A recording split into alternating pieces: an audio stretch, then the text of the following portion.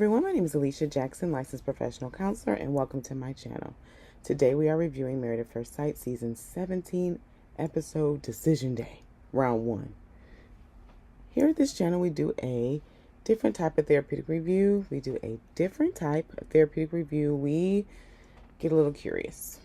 Instead of analyzing or coming from a place of like a critical nature or making assumptions, we sit and wonder like, what could be happening? Like big picture. We, instead of taking this like, oh, we think we know, we sit what we feel and think we know just to the side. We don't disregard it. We just sit it here and we get a little curious and say, what could have been happening inside these couples to make them respond in this way? And when we do that, we hope to learn a little bit about relationships and hopefully potentially a little bit about ourselves. If you are returning, be sure to like the video, subscribe to the channel. Now let's get started. So we have Decision Day, and we're going to work backwards because they first started with Becca and Austin. We're going to do them last. And we're going to start with Claire and Cameron. And boy, did we learn some things.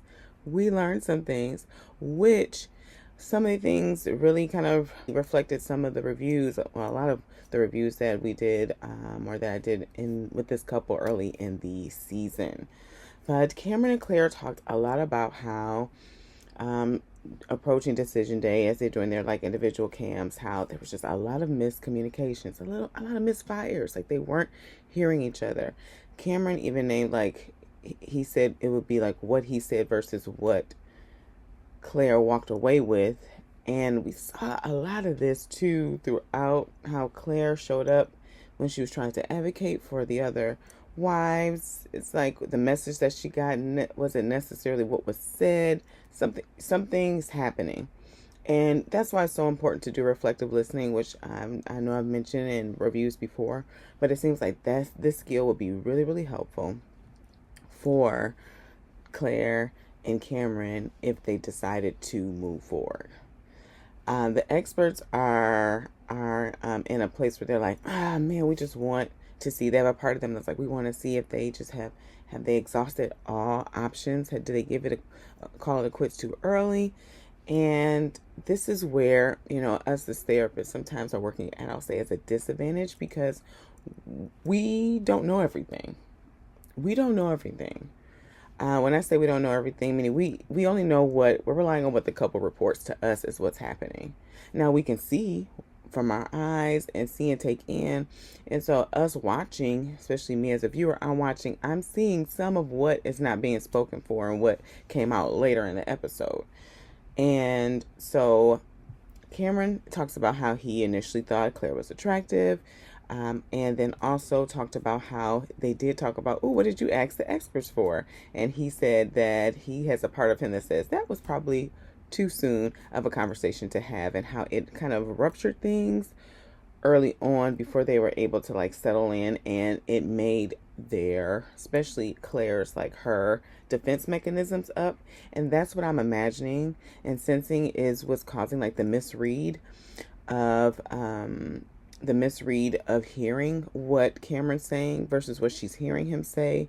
She talked about how she's had a lot of journey in history with body issues.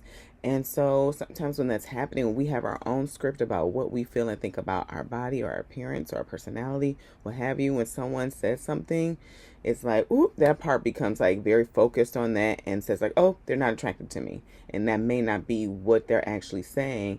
But there's a fear, right? There's a fear about if that's really true, because you already have a hot and cold relationship with yourself. And so it's very unsafe. It's very unsafe for another person who you're trying to join with to have that same kind of like, the risk of being rejected and the risk of now I don't like how I look, or I feel indifferent, or have a mixed part of me likes, is trying to accept my body. Part of me is struggling and sees my body in a different way. And then someone said they don't like how I appear. Then, how does that land on me? What will be the response? And so Cameron saying he asks for someone slender. Like that's a word that's kind of activating. And we've seen in past seasons athletic builds. Like there's words that can be activating and cause offense. And what would it have been like for them to have a more like in-depth and clarifying conversation about that and pulling that apart some. Like let's really pull it apart and really hear what's being heard versus what's being said and how it's being landed and all of that, like really stretching it out, what we never got a chance to. And that is what the experts, like Dr. P was like, tell me, like what happened? What happened? And so they named that they were too busy, that parts of them were too busy trying to protect each other, and how they were being perceived on camera. So they named it a little bit, which Cameron named later in the episode that Claire asked for Cameron to not say on camera that she wasn't attracted to him. So I don't know if this felt like, oh, this is a safe space for me to sit in so I can hide and withhold my truth. This part of her that wants to be perceived a certain way can preserve its truth by just saying, Cameron said he wasn't. He used this word, slender, because now I'm not attracted to him. Okay. There were also multiple things, religion, and also I believe, again, I feel a part of Claire was also concerned about like children and being raised as religious. Like that was also a huge piece of it as well. And so they talked about the disconnect in their communication, how words landed on them, how things moved too fast, and how after a while, because then it was like, well, Claire was like, well, we really didn't give it, we really didn't stay that long. It was almost like a part of Claire was trying to like minimize their relationship. And then that landed on Cameron a certain way, because he was like, well, we did live together for 4 weeks. I just want to put that out there.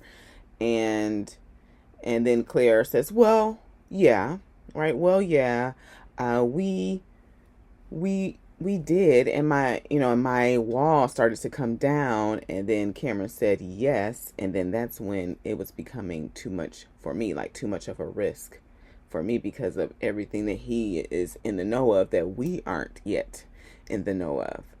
And so they both take accountability. They both hear each other. They both take accountability for their role in hurting each other. And the experts are like, these are the skills. These are the skills that every couple needs. They're going to be great together. Hopefully they'll say yes. And so Cameron stated that after his whole ordeal with his health and everything else, that, and taking a moment away from her, that he's no longer attracted to Claire and doesn't see her in that way. Both of them say no on decision day. And the experts have heartbreak. What the experts don't know is that Claire really wasn't attracted to Cameron in the first place, according to Cameron, and was keeping that away from everyone else, it seems. And Claire had a part of her that was upset that Cameron took issue with the fact that Claire was speaking on Emily and Brennan's relationship. Well, it was even before the wedding. Claire's relationship with her siblings is very, very, very, very close, and they rely on her for emotional support. So Claire's a part of her that is used to taking care of other people's feelings, other people's emotions, and maybe inserting herself. That's a way of living. That's a way of showing love that Claire is in her family unit is accustomed to doing. And we see that in this season, in the dynamics with these relationships, that she does tend to kind of insert herself a little bit in situations. And Cameron, who has a different type of way, he has a part of him that likes to handle things on his own. He likes to kind of remove himself. So it's very extreme, where alone and all together we're in. If you're going through it, I'm going through it with you. And there can be a middle where you could just be with her instead of advocating for her, speaking up for her. But what I fear and sense is happening is that, which really played out in the last bit, like the last maybe 10 minutes of the episode when they all get together, is that all of their hurt came together and just started lashing out. They started lashing out at everyone and speaking for each other. It was a lot of that happening. And it would just make you want to go, oh boy, okay, everybody settle. And to the point where, we have Brennan saying, can we all just not blame each other? I'm like, what? What is happening? But Claire has this part of her. She has this part of her that does like insert herself, tries to advocate, tries to look out and protect the people she loves. That seems like that's a role that she plays as part of her place in her relationships and her family. And something for her to get curious about too, because she tends to be and have a lot of information about others, but she also named too that going through this, she really couldn't name what she was feeling and thinking. And so sometimes when we spend a lot of time and taking care of other people, we don't really have a lot of information and we're not like leaning in intuitively to ourselves. And so, what would it be like for Claire to sit with herself, get to know her feelings, get to know what Claire being angry or Claire being sad or embarrassed or what have you looks like, feels like in her body, and be with herself. And I'm glad Dr. Pia gave her that encouragement that, yeah, you're a therapist and you're also a human. Absolutely. And I named this at the very beginning of this season because I said, ooh, Claire's such a brave individual to be a therapist, because there's a lot of expectations sometimes people put on people in like helper fields that therapists are supposed to do and be and act a certain way, when reality is that becoming a therapist in itself is a trauma response. And so it's for Claire to take some time to sit with like, ooh, what was it that even inspired me to become a therapist? Do I need to sit with that and heal that and be with that? What's here? And so hopefully this is an opportunity for Claire to explore some. Also the same for Cameron as well. Both of them seem to definitely handle it in a mature way, definitely in decision day, but things kind of got a little off the rails. I think Cameron is nursing some wounds of hurt. He is fond of Claire. He is fond of Claire, and that's definitely what I sensed. And so when Claire at the end of the episode kind of rose her hand and said, "Yeah, we're trying to silence each other," and because Cameron, you trying to silence me, and Cameron's like, "No, wait a second." And a part of him said, "Hold up now. There's a lot of things I tolerated through this relationship. This part of him that will take and take and take and take." It kind of that part stepped up to be an advocate for him and said, "You silenced me throughout our entire marriage. And what you're trying to say, I'm trying to make sure that you don't insert yourself into their marriage. That's different than being silenced. You silenced me." And so it's a challenge. I feel like too it's important to name, because I talked about this our last review, that being drug on the internet, being drug in blogs and all of that, that's shame. Like that's our internal shamer coming and shaming others for doing bad things, for doing wrong things. And so now we're seeing the implications of that, where people aren't feeling comfortable and safe to be themselves, to make mistakes, to say their truth, because they're protecting themselves from the shame, from being shamed, because that is a part of our culture. And so it's sad to see. It's sad to see. It's something for us to get curious about. Shame in itself is not a bad thing. It just is. I don't want to shame the shame. It's a part of who we are. It's a part of who we are. So it's a part of us owning that and getting curious about that. And hopefully we can get to a place where we can extend some love and appreciation, curiosity, and connect with our shame to really understand why it's here and what we need to learn from it. So I hope the best for Cameron and Claire as they move on and grow individually. Next we have Emily and Brennan. Whew, this was a tough one. Now the experts said that they were hoping that the accident would inspire something to happen and change in Brennan. And I'm really curious about that. I wonder, like, I often wonder, like, where they are in their minds sometimes. Not to say that that's a bad thing to do. I just wonder where they are and how, like, in touch are they, so invested in the relationships and them working because they're doing the picking, that they're not really taking like a clear picture of everything. And so they're sitting with the both of them, and shout out to Emily. She is wearing her revenge dress. Is very cute. Blue must be her thing. And Brennan's saying that he feels like he has become much more resilient than he has ever been in a relationship, that in the past he would have just ran. And if you saw, if you paid attention to see Emily and Dr. Pia's face, OMG. I said, okay, y'all, I understand. I understand their frustration. I get it. I hear that what they're not saying. Emily spoke for it some, and Dr. Pia did too. In Brennan's eyes, there's a part of him that's saying, I would have just ran, but I stayed. And he wants credit for staying. He's giving himself credit for staying. Okay. However, the other side of that is he's not seeing the impact of him staying. He's just saying, I did extra work to stay, and man, I would have ran. Right? He's just in that one, right? That one little space. Yes.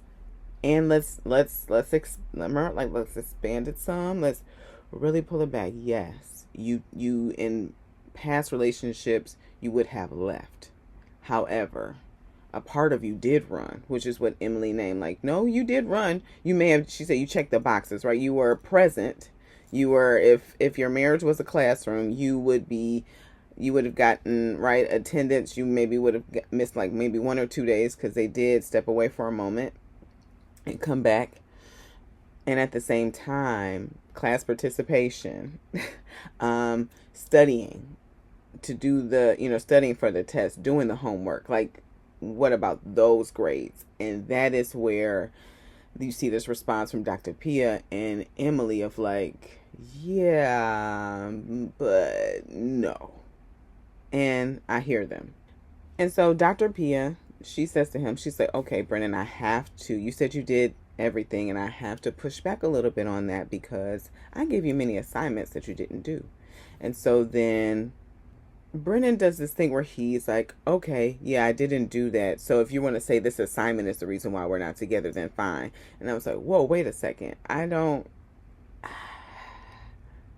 It becomes the blame game again for them, where they start to blame each other about who is at fault for the relationship falling apart. No, you did this. Well, you did this. I feel like they both have valid reasons.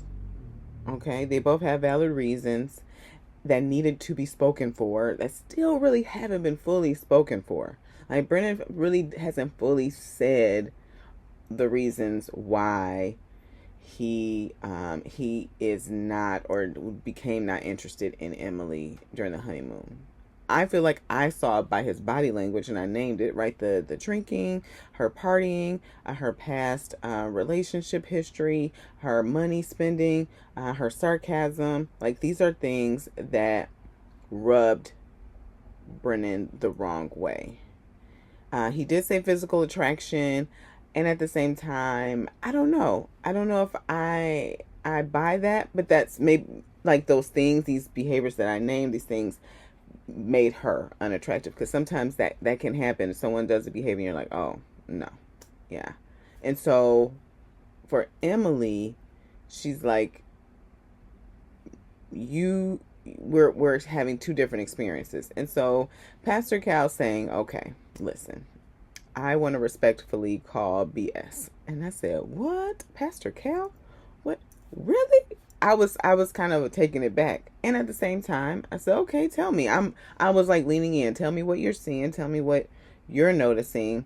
And he said that during the first session he had with them, he could tell that both of them, I think he was naming that Brennan was not saying anything. He was withholding information. He was placating, like, oh, everything's fine, everything's great. Yeah, great, everything's good. Yeah, and we saw Emily silencing herself throughout the whole marriage, but definitely in sessions.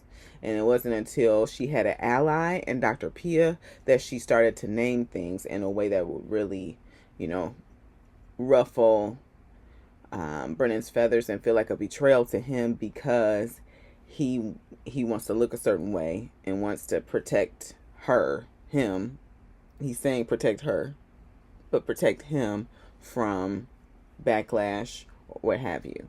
Pastor Cal says, okay, you tell me, that first meeting, you were still in it, you were still in the marriage. And Brennan answered the question in a way that wasn't fully answering what Pastor Cal asked. And Brennan said, I had no intention of ending the marriage. When I started this out day one, I wanted to stay.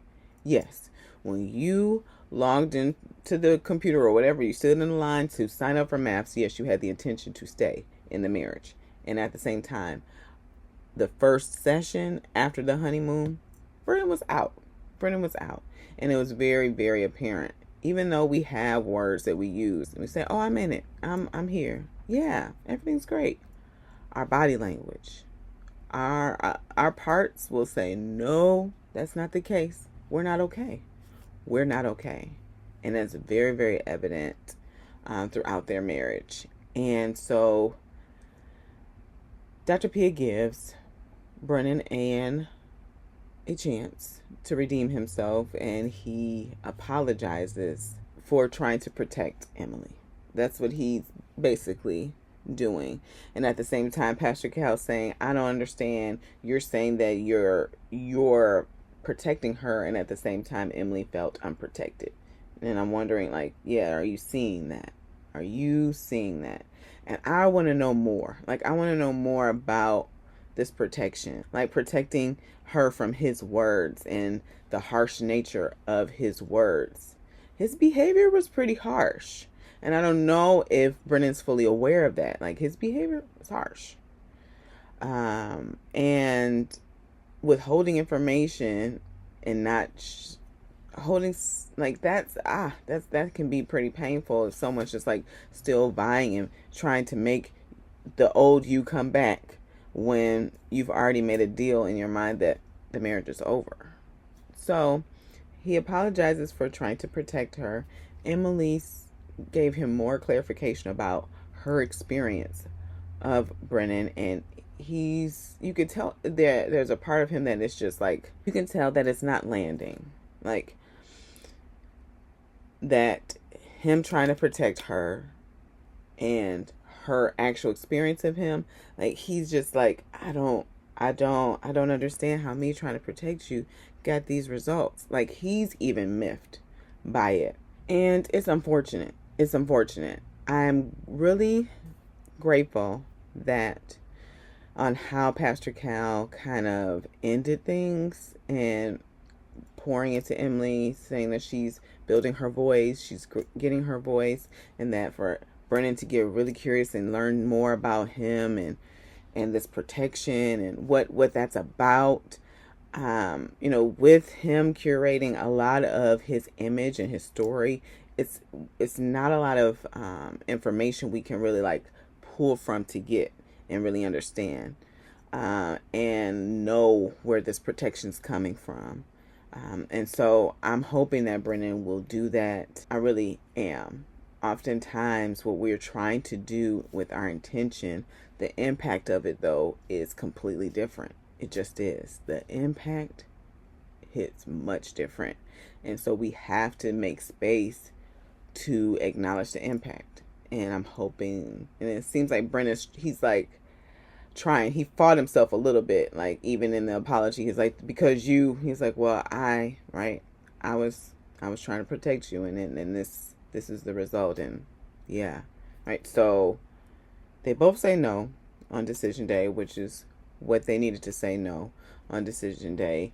And they do have a little moment at the end of the episode where Emily comes to him and she says, I know it wasn't all you. I didn't show up in my best self either.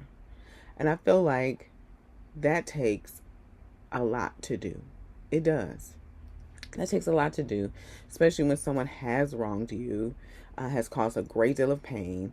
A part of you may not want to give them like the satisfaction of saying like, oh well, she says she had a role in it too, right? There's a part that may want some vengeance or some, or to feel righteous in your anger.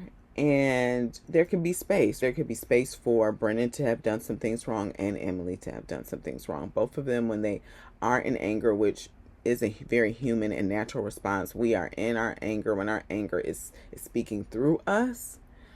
Oftentimes, what's going to be said is not going to be like heard in the most felt way. It's not. It's going to land on a person in a very hurtful way. It's going to land and cause some rupture to some degree.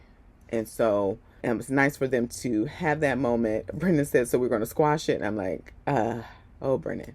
You can see even that's like a little boy in there, right? We're squashing this. We're squashing this, you know. There was a fight about some video games. We're squashing it. Like, no, this is a marriage. This is a marriage. This is a huge situation. Emily had a huge traumatic event through their marriage. We're not squashing it, but we're coming to a place where we can acknowledge that we both played a role in this. And it's not just you. I did too. And so that's them kind of moving in the right direction. Moving in the right direction and towards healing.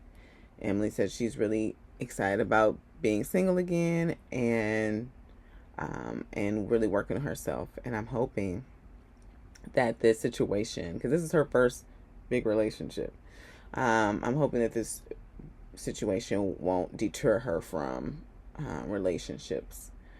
And at the same time, I completely get if it does.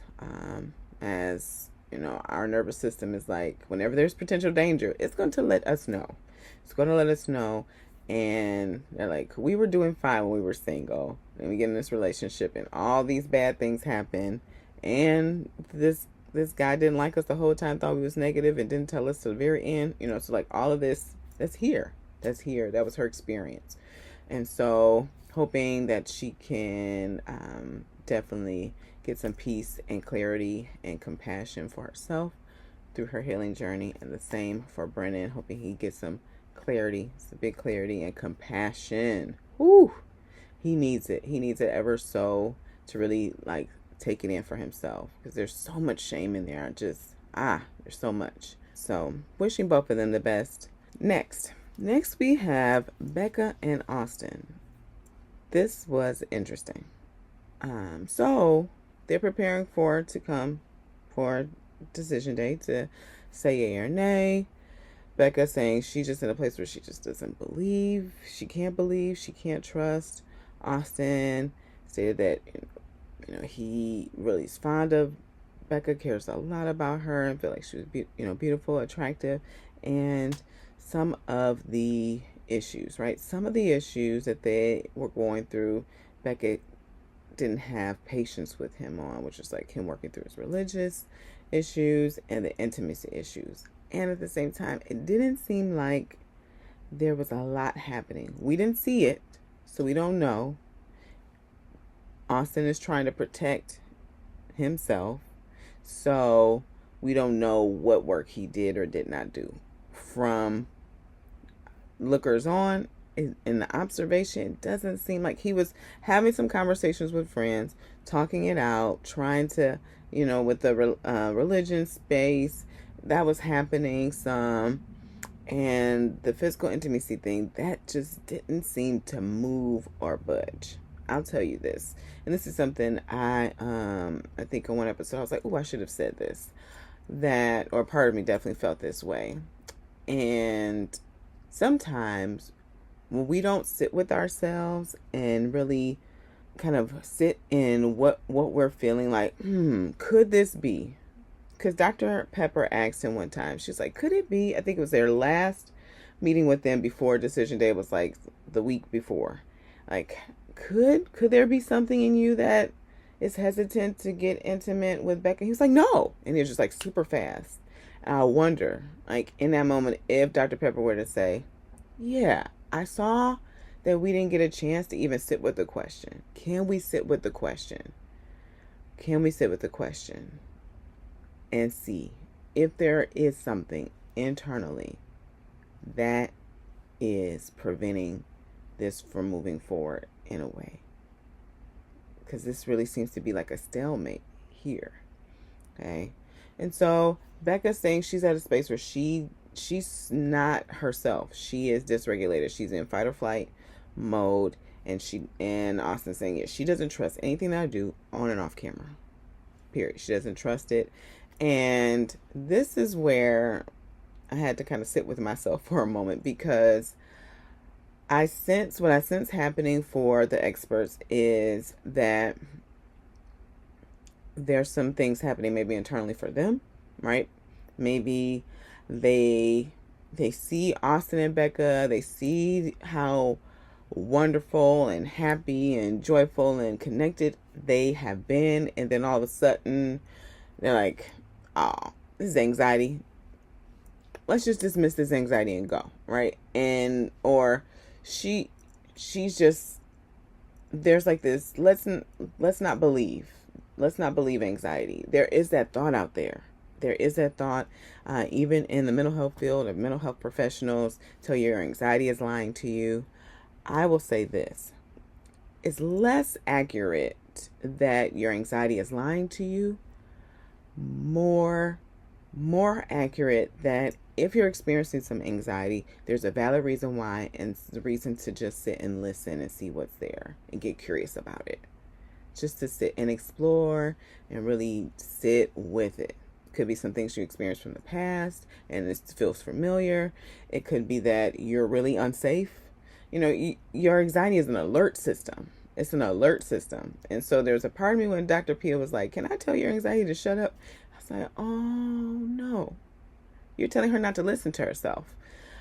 She was saying what she felt, Becca felt more inclined to do, which I felt was actually a safe thing, was to take a moment and to center herself and get grounded so she can really know and trust herself to be able to see her full experience of Austin. Because again, we don't know. We don't know. And the experts don't know either. And I feel like they're coming from a place of where what they thought they knew versus what they don't know. And it was a disservice, I feel, to their relationship. One, because it did not give Austin a chance to sit with his internal world at all. I feel like even Austin is fighting some denial potentially internally, where he is something there that's not selling with this relationship, whether it's attraction, whether it's her emotional, her emotional capacity, her being sensitive. Like, I don't know if that's too much for him, and I'm putting that in quotations because I know that can be oftentimes words that people who are highly sensitive, which is an actual thing, can receive a lot of that from people, that their emotions are too much, that they don't know what they're talking about, don't trust yourself, your emotions are getting the best of you.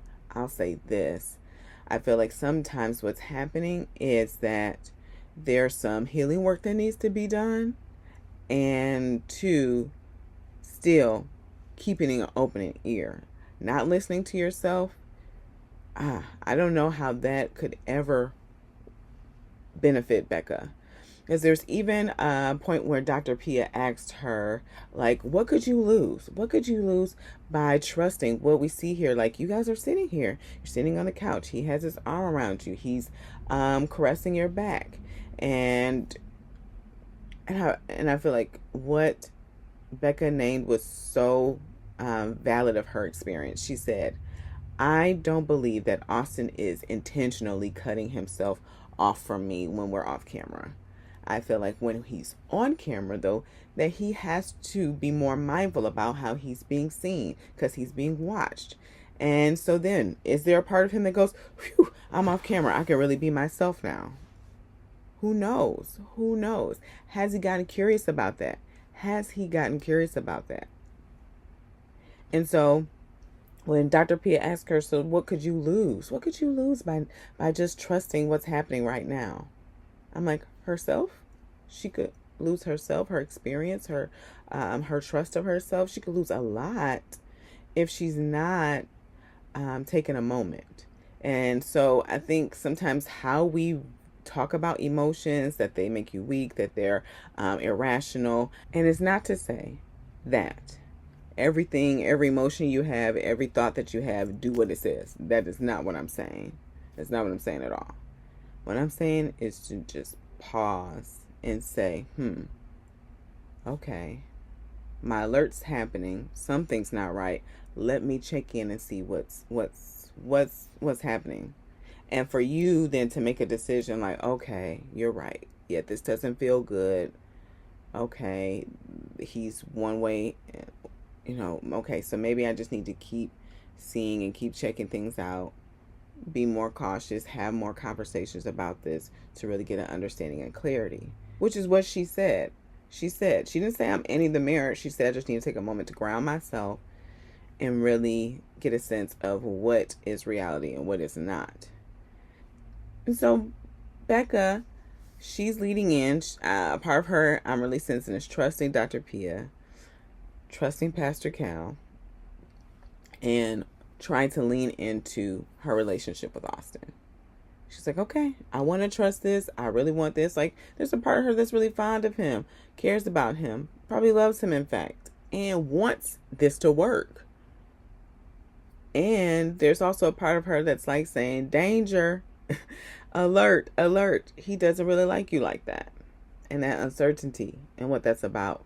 Like, I feel for Becca to get curious about if this is a history of this. If this is something she's experienced in her past relationships and her maybe even feeling rejected by her family. We don't know. There's not a lot of footage of Becca having any kind of contact with her parents. Mostly her friends. She's connecting with her friends. So don't know her familiar relationships to see where that's coming from. Later on in the episode, she gets information after decision day that he went out with Brennan and a producer. And the girls tell her this. And so Becca has a part of her that's going to use this as a test to see if he's going to be honest. Okay? Now, the interesting space of this is that you're going to do this on camera. So the likelihood of him being completely honest, probably not going to be.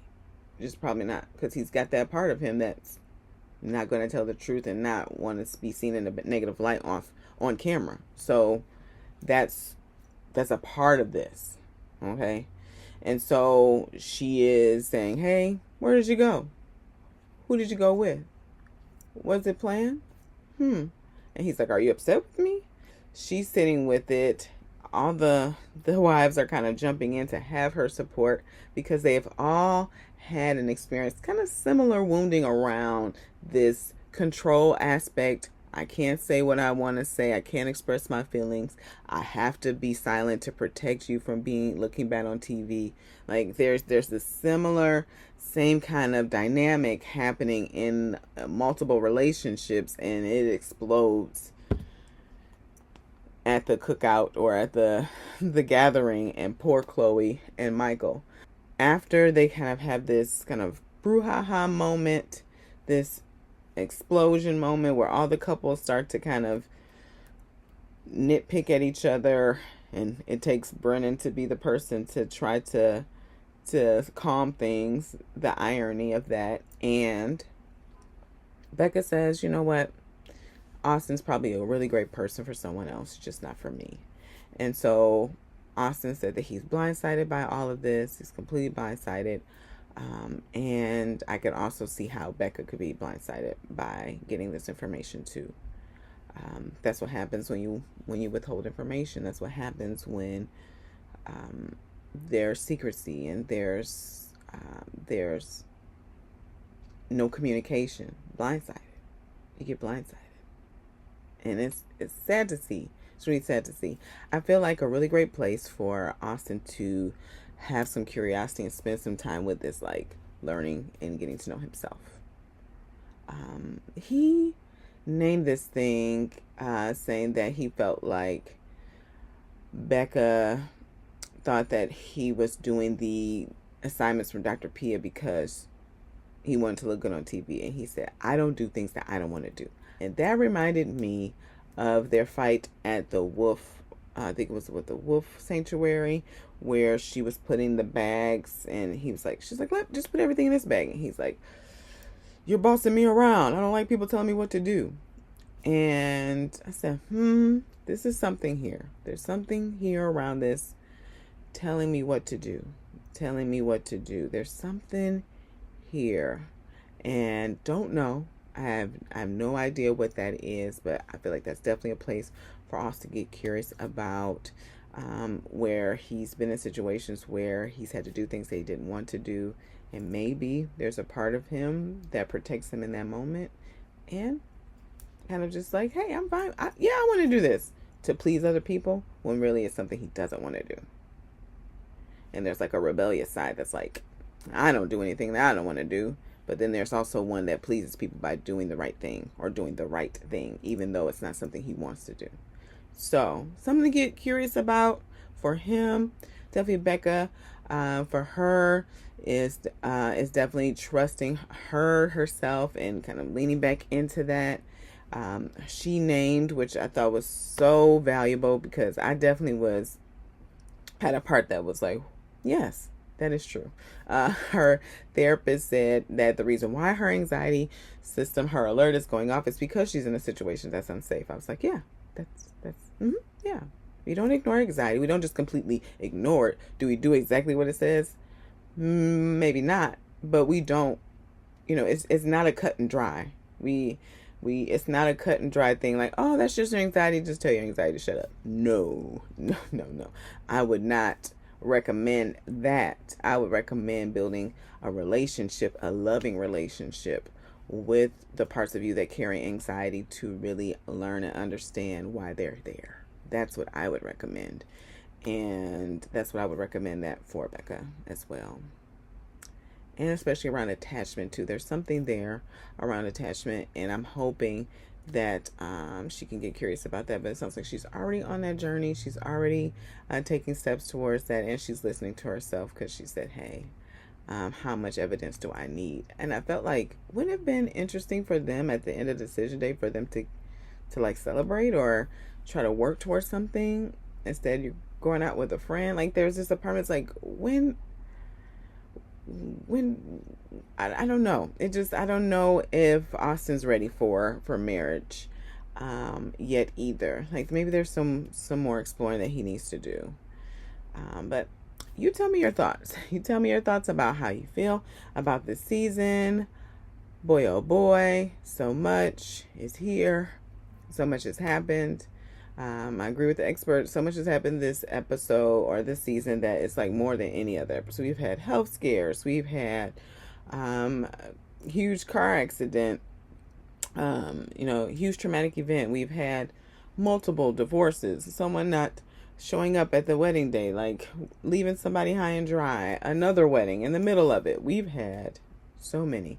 And I'm still sitting with how I'm going to move forward with these reviews, and we shall see how that goes. If you're still with us, be sure to like the video, subscribe to the channel, and as always, be cool, be calm, be centered.